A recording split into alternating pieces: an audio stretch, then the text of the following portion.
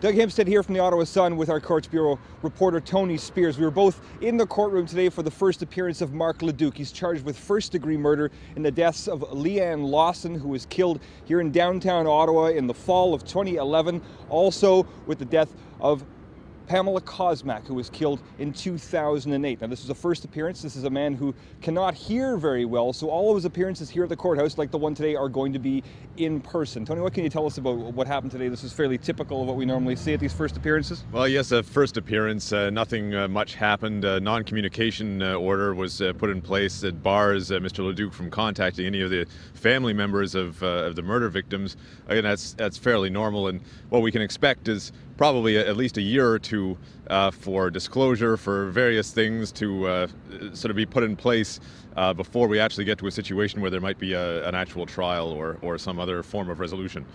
I was sitting with two members of the Kosmak family, Pamela's sister Cindy and her husband Darren, and they were watching this.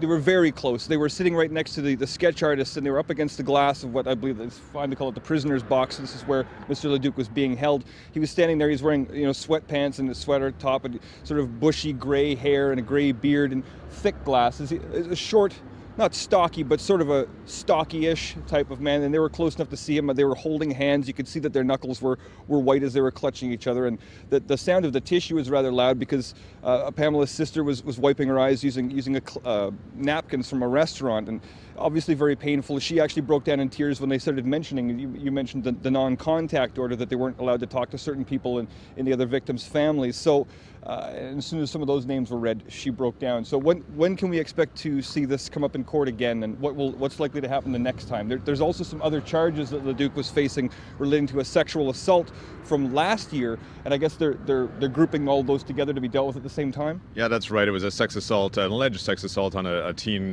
girl, for the sort of easy, to make it a bit more easy to manage. They've lumped all the charges together, so they'll be able to address all of those charges at once when he next appears on March 1st. But even that appearance will probably be just what we call an up and down. He'll be up. They'll sort of update the court on the situation, and they'll just push it back down the road for the next court date. But he'll be back March 1st. In Ottawa, Doug Hempstead for Sun News.